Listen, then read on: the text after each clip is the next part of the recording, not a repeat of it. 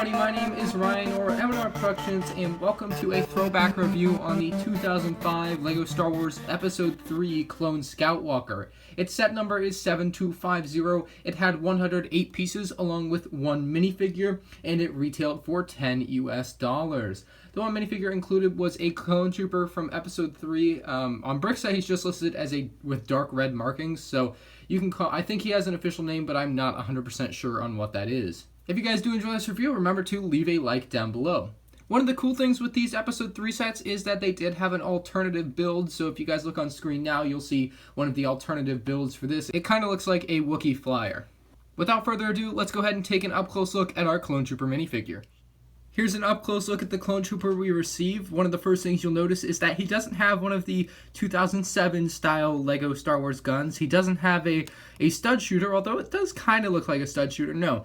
This one came with one of the original LEGO Star Wars blaster weapons that I really do like. It's got a nice nostalgic look to me.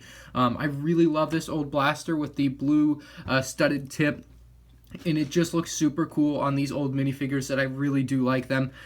You'll see that he's got some pretty neat helmet printing. It's kind of basically the regular 2005 Episode 3 clone, except he's got some extra red markings. So pretty neat. He's got that red torso marking right in the middle. Otherwise, it's the exact same.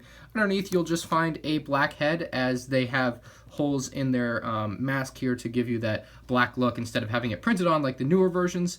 Just kind of little prints on the sides. You just have a little circle here instead of an actual hole in the side of the helmet, so you can't stick anything in there.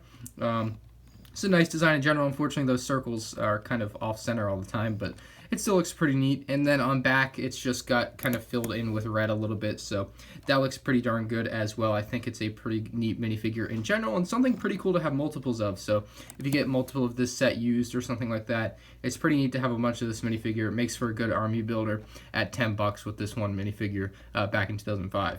Let's go ahead and take a look at the Clone Scout Walker up close.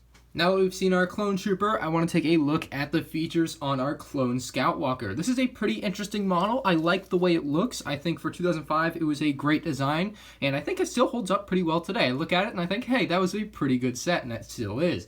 It's got this antenna piece on the back, so you have some communications or whatever. This is actually a rare piece, I think. I think it's rare to have light gray and light gray with those antenna pieces, so that's kind of cool to see. Working our way, there's a seating area with a handle there for your Clone Trooper minifigure, so we'll get him in a position to hold on to that and seated, so he can sit right in there. And unfortunately, it's kind of a rough seat, but it does work, and he can also hold on to the handlebars or the controls.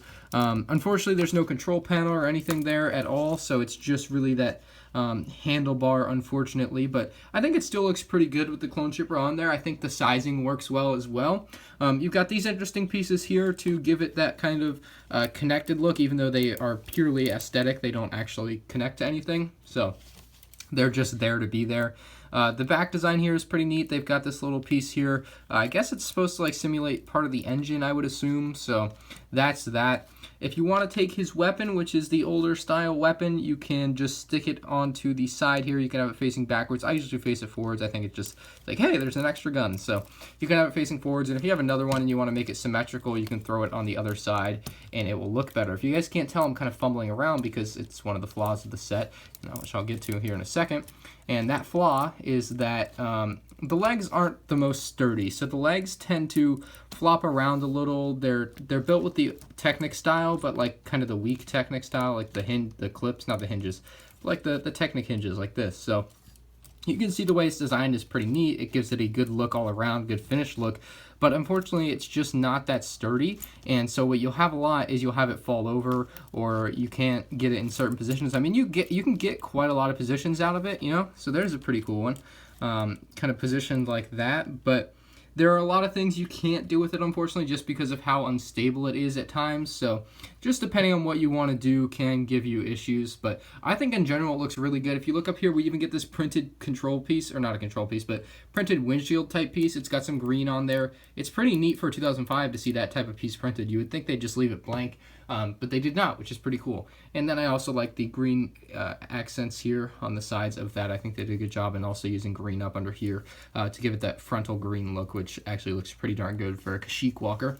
The gun on the front is rotatable, so you can rotate it. It's got a few different axes of movement, so it's all connected right here, so it can all move at once like that.